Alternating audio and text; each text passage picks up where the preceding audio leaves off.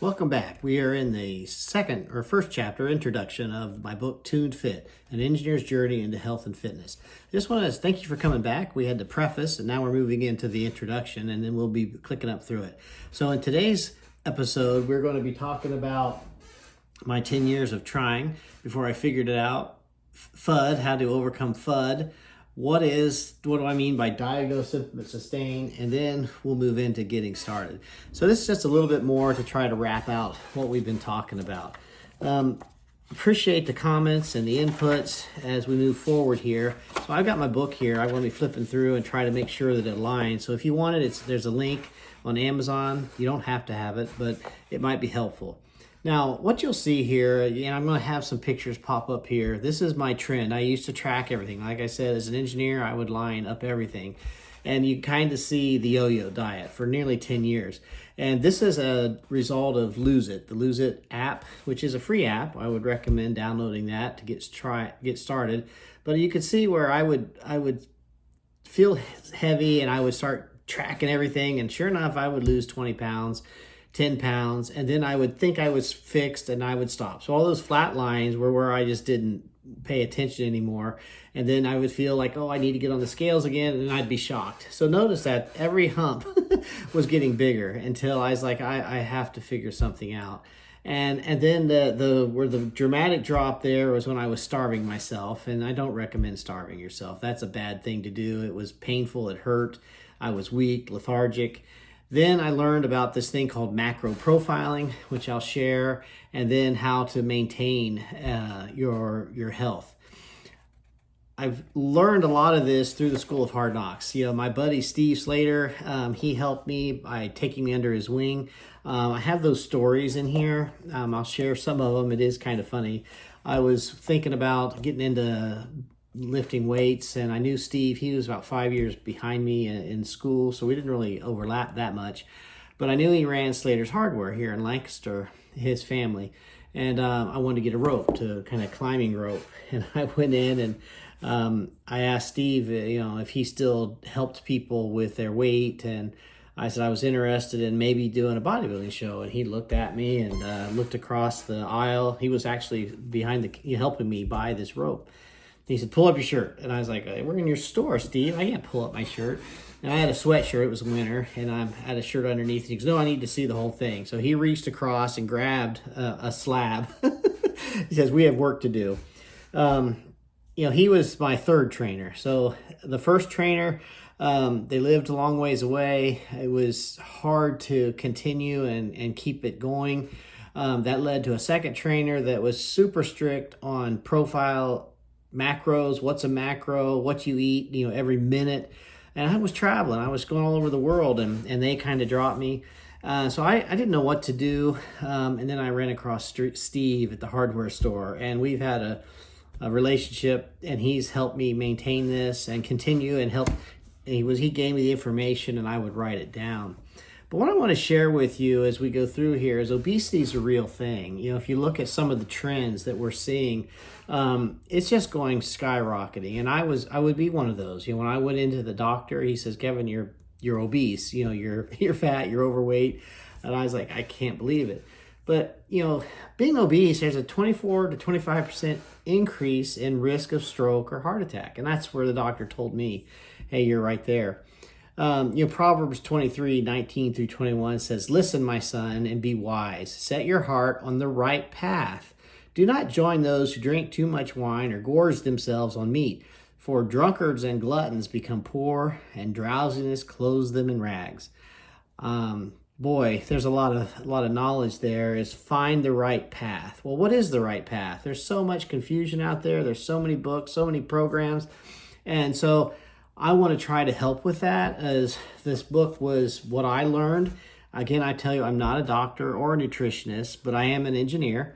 I have been one for close to 40 years. I have several patents. I've invented several things. I've traveled around the world, which is really where some of this training material came from. Is I would see people every 6 months, and they would ask me, are you okay? And they said, how did you lose weight? What did you do? And I started telling the story, and those stories became what I wrote here, coupled with the practices that I put in place. And hopefully you'll find this to be motivational. Maybe you've been through some of the same ideas that I have.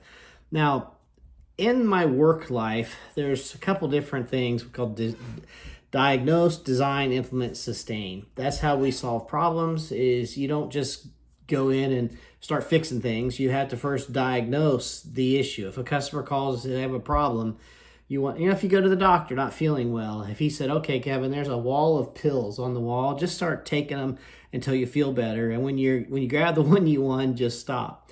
Well, of course you wouldn't do that. So how do you diagnose yourself? There's different checks and measures, and you diagnose to identify a performance gap. So, okay, here's where I am, here's where I should be, here's a gap. So then you design a plan to close that gap, and then you break that plan down into steps, and then you carry out the steps, and you grow, and then you sustain. So diagnosing the issue, designing a plan, implementing a solution, and sustaining. That's what I did and have done for 40 years. And it wasn't until I started realizing I could apply that same methodology to myself. I can diagnose my body. I can design a workout plan. I can implement that plan, and then I can sustain it. And, those are the different phases. And getting started is what we're going to get into in the next chapter. But I wanted to address something that I think is very real.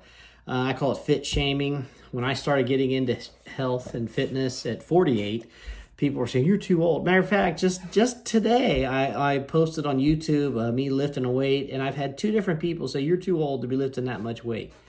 And I'm like, I'm only 61, but maybe that is too old. But I'm lifting weights. But this idea of fear, uncertainty, and doubt, FUD. How do you overcome FUD? How do you get started? Your health is important. You only have this life. Figure out a way to, that's why I always say find a way. Find a way to overcome those.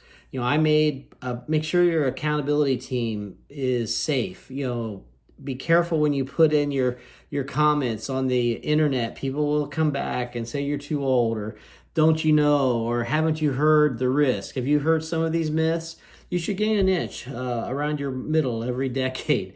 You can't expect to do what you once did, Kevin. Don't you know these are all things that people told me. You can hurt your joints exercising. Do you think you're going to get a hernia? You have high blood pressure. Be careful. Are you having a midlife crisis? You can't grow muscles over 50. You can't expect to have abs. You see some of those pictures? I was at 58. I was ripped. Not right now. I'll tell you some of that too. Working back. Health food doesn't taste good. It's yucky. You will miss good stuff. You're going to alienate yourself. These are the myths that people put up that don't understand health and fitness. Fitness is a choice. It's a decision. It's a commitment. And I think that was where I had to come to grips with it. I use fitness as if I ate a pizza, then I'm going to run 5 miles. It was like punishment. That's bad. Fitness is a gift that you get to do. You get to learn to use your body to do certain things. It's an incredible, our bodies are fearfully and wonderfully made, and God intended those to be made and used. And fitness and health and diet all play a part.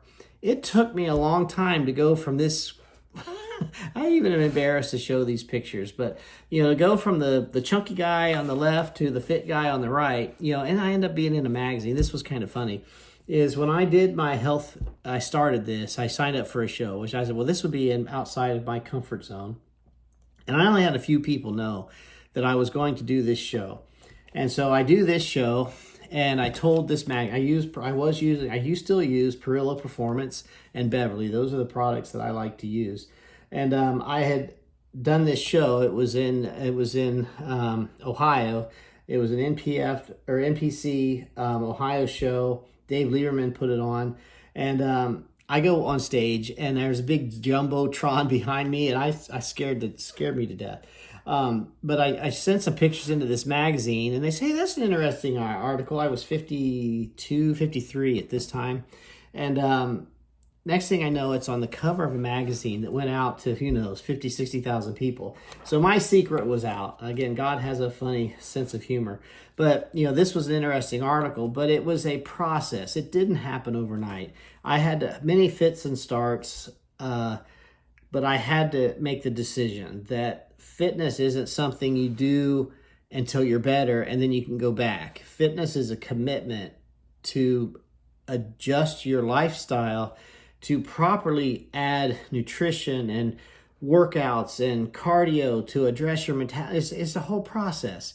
And it's a wonderful world to be involved with. And that's what we're going to try to do is I will show you different tricks. This picture I started in, early. You can see I was not a very happy camper with a big belly, and I had a pencil and all those I was traveling international to Germany, France, Spain, Abu Dhabi. People say, well, you can't lose weight when you're traveling. Well, right there, those were dots. I lost weight. Then you maintain that weight. So what I'm saying is it's been an amazing journey. And the introduction here is to say, look, I'm here to help. This is a method that you can follow and you can move into getting fit. Understanding nutrition, metabolism, exercise, and how those all work together to drive you into levels of fitness that you would never have imagined were even possible. I'm thankful that I had the wake-up call when I was passed out in the living room when I couldn't play with my kids anymore. And I asked God, what do I do? I don't know what to do. And I do believe that's part of the process is as you set your mind to improve yourself, your health and fitness, and people will come into your circle that will help. All right, I've been wordy on the introduction. Next week, our next session will be actually getting started. What's your why, your plan, your accountability team. How do you do that? Why do you want to do that? Those are part of the story. Stay tuned and let's get fit together. Take care. Bye-bye.